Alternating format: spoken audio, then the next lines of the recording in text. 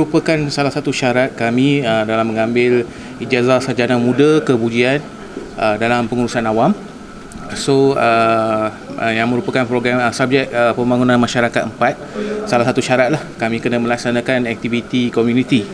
So program ni kami pilih secara undian, di mana kami bergabung dengan 7 pusat. Selalunya satu pusat je akan melakukan mengikut di lokasi masing-masing, tapi yang ni kami gabung 7 pusat yang mewakili pusat Ipoh secara fizikal dan secara talian yang akan diadakan seminar sebelah petang, iaitu Melaka, Kuantan, Kota Kinabalu, Sibu, Kuching dan Miri, yang mempunyai seramai 77 orang pelajar. Okey, pusat dialisis ni kita pilih sebab dia melibatkan kita nak bagi kesedaran pada orang awam sebenarnya. Sebab pusat dialisis, bila orang kata dialisis saja, dia orang punya masyarakat punya mentaliti adalah mereka akan macam dah hilang harapan dah. Maksudnya dalam bahasa kasarnya finish, my life is finish.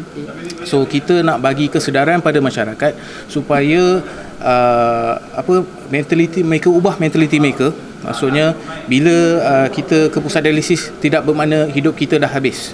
Maksudnya kita still boleh meneruskan hidup. Dan ada juga, saya membuat survey juga, ada juga beberapa pesakit yang menerima rawatan dialisis ni pulih dan menjalani kehidupan seperti biasa. Dari segi pesakit, dari segi mentality mereka, dan kita nak bagi sokongan lah, maksudnya sokongan moral pada mereka. Maksudnya kita tak nak bila pesakit ni mereka of course lah akan bersifat menyendiri, akan rasa runsing, hilang keyakinan dan sebagainya. So kita nak beritahu still ada community yang akan menyokong dan memberi orang kata bantuan dari segi psikologi, dari segi kewangan dan sebagainya.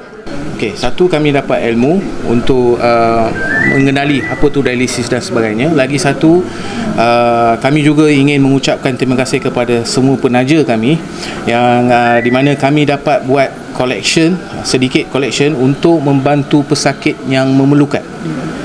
Sebanyak 2,500 yang akan disumbangkan ke pusat ni bagi yang betul-betul yang tiada kemampuan untuk menjalani dialisis. So at least kami rasa melalui program ni kami dapat menyumbang sesuatu pada mereka. Okey. So kami merangkumi 77 orang pelajar telah membuat pengumpulan dana untuk melaksanakan aktiviti kemasyarakatan ni dan pelbagai pihak. So di kesempatan ni saya ingin mengambil kesempatan untuk mengucapkan terima kasih kepada semua penyumbang kita, terdiri daripada NGO, terdiri daripada pihak ketiga, daripada rakan-rakan sendiri, daripada pusat-pusat ke-77 pusat ni yang telah berjaya mengumpul dana. Dan hasil daripada dana ni kita dapat memberikan sedikit sumbangan kepada pusat dialisis ni untuk masyarakat yang memerlukan ataupun yang di mana untuk menjalani rawatan ni di luar kemampuan mereka. So at least ada sedikit pemberian daripada kami. Itu tujuan utama program kita. Total dana kami terima dalam 12,000. Okey, selepas ditolak dengan expenses untuk program persiapan program, lepas tu untuk penyampaian cenderahati dan sebagainya, secara total in cash, yang balance cash kami dalam 2,500 akan diberikan kepada pusat.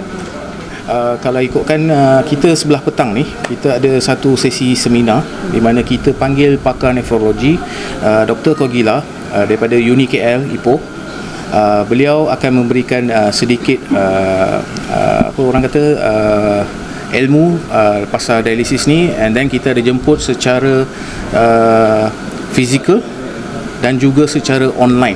So pasal tu kita punya program ni kita panggil program hybrid. So di mana masyarakat dari setiap pelosok negara boleh join untuk dapatkan ilmu tersebut dan untuk mendapatkan macam yang puan kata empathy dan sebagainya. Untuk semester ni kami pilih pusat dialisis saja. Untuk makluman juga, macam sebelum ni kami ada semester 5 masa subjek pembangunan masyarakat ketiga. Kami buat secara online untuk bagi talk on mental stress. Okay, mental stress tu dia online dan kita buka secara online kepada semua lah. Yang ini first time kita buat bawah Universiti Utara Malaysia. Kami dimaklumkan first batch lah, bergabung 7 pusat, buat secara hybrid. Seramai 77 orang untuk kursus pembangunan masyarakat 4. So di UUM memang compulsory mereka kena complete 4 pembangunan masyarakat. So yang ini yang terakhir lah.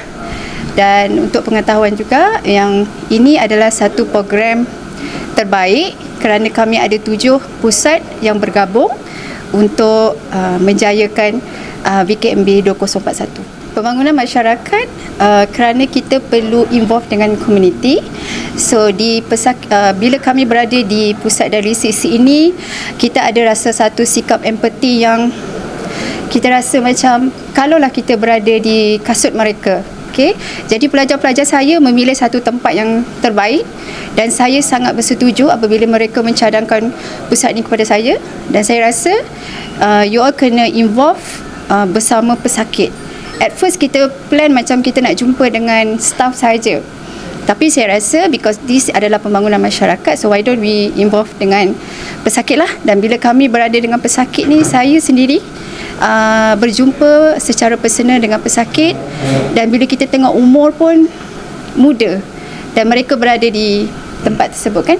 Jadi pelajar saya telah memainkan peranan yang sangat baik pada hari ini kerana mereka involve dengan masyarakat dengan pesakit tersebut.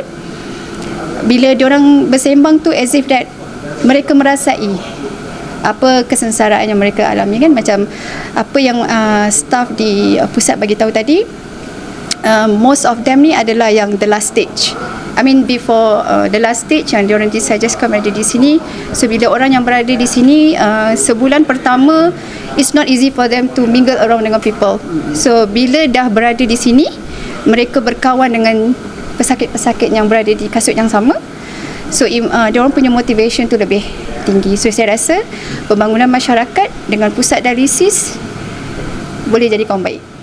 Selepas daripada program ni, pelajar diwajibkan untuk membentangkan laporan akhir. So salah satu elemen, mereka perlu memberi implikasi dengan program terhadap program mereka jalankan. So saya percaya dan saya boleh tahu bila saya tanya secara personal pelajar saya tadi, mereka macam impak tu macam menjaga, first kali menjaga kesihatan diorang lah. Sebab tadi kita disedarkan dengan kesedaran untuk menjaga buah pinggang kan. So benda tu paling first, tapi empathy mereka tu saya percaya lebih tinggi lah apabila mereka dah involve dengan pesakit-pesakit di sini. Bila mereka keluar sebagai pelajar UUM, saya percaya mereka boleh memberi sedikit perkhidmatan kepada pusat-pusat dialisis yang berada di sekeliling mereka lah.